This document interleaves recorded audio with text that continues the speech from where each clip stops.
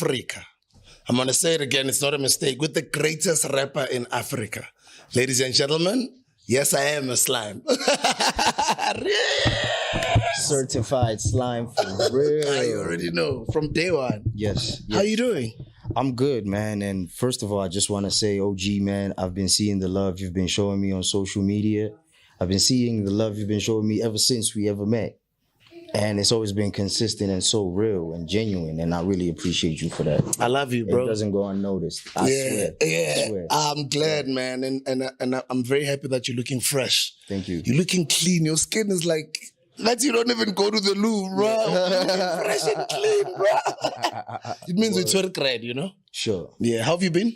I've been good, man. I've been working, keeping my head down. Yeah. Doing the most. I think the last time we had a chat was when I had the DJs for breakfast before there was Massive Metro. Right. And that's already I think it was 2016. Yes, it was. That's almost 6-7 years ago. Yeah. You were still new in the game, I think, at the time. Very fresh. I was there with Benchmark. Who else? Yeah, I was there with Benchmark and them. I think with Java. Saudi. Right. Yeah. City Lights, rest in peace. City Lights, may so rest in peace. Yeah. And you've had a run. I can't believe it's almost a decade later. Yeah. How has it been? Crazy. It's been crazy. It's just been a build-up of, highs and lows, experiences to learn from. I mean, dropping out of the label, having to go independent and then make that work, it's just been a crazy journey. It's just been crazy. It's not easy to leave that label support and go do it on your own and be indie. Right. A lot of people actually fail. True. I was chatting to Nota on the Monday episode, and that's exactly what he said. It's not a lot of artists that get to be able to go do it on their own after they've had success with a major label. Yeah. True. How have you been able to do it? Well, I always tell people it's my level of consistency when it comes to the music, because if there's one thing that I have when I don't have anything else is the music. So I always depend on that. So I just felt like, from my view, I just felt like maybe, the people just love my music so much so that it's keeping me afloat. It's keeping me in the game. It's keeping me relevant and all that. But honestly, it's also being around people who taught me certain things about the game that I didn't know. Because, you come in, you coming in and you're just going to make music and that's it. Make the music, perform the music, and that's it. But a whole lot of other things come with the industry, and a whole lot of different aspects come with this shit. So it's like you have to learn the business. I mean, you have to learn the ropes. And it's not easy, You have to learn the ropes, and it isn't easy, man. Especially when you're an artist like me, honestly, when all you honestly care about is the music. You know what I mean? I'm a studio recording artist. I'm a machine. I just want to be in the studio making the dopest shit I've ever did in my life.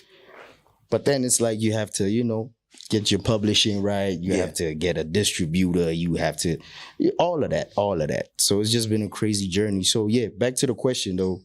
I feel like just being around, people like, shout out Thuli, Thuli from Blog Communications, shout out DJ Maporis, shout out PH, shout out a lot of people. Shout out to a lot of people who gave me some game along the way on some, do this to get to this point, or don't do this so you can avoid this type of shit, So shout out to those type of people.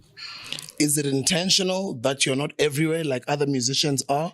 Because the teachings say, get out there, get yourself out there, promote yourself, and that's what every artist is doing all over the world, but you don't. Yeah, there are times you're actually like Jay-Z. Jay-Z is not on any social media. The only other time we want to hear his response on anything or on all the stuff that we've been saying about him, and his responses is through the music. Yeah. I mean, that's where I'm most comfortable at, when I'm in the studio in front of the mic and that beat is playing, I get to express myself in the most, I can't express myself any other way. Like when I'm talking to you like this, you might not even get the whole thing, But when I get behind that mic, when I start writing on that page, it's different. So yeah, but sometimes, to be honest with you, man, I be in the crib and I'm like, shit, I do need to get out. You know what I mean? Because it's kind of like protocol.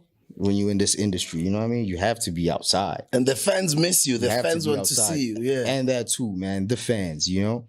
Going out on stage is probably like my favorite part of going outside. Yeah. Yeah. Because I get to see my fans sing along to the shit that I just put out.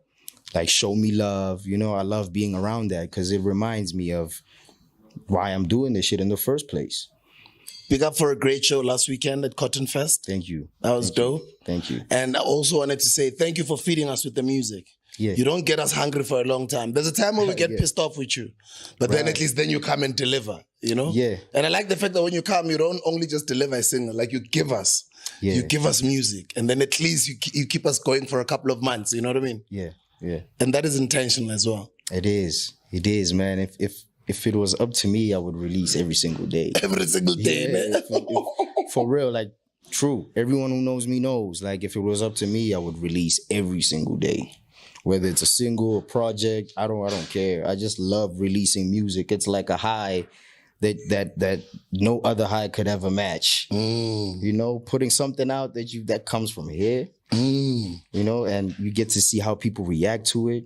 And like I said, you get on stage, it's a whole different monster. You see these people singing along word for word, jumping, going crazy.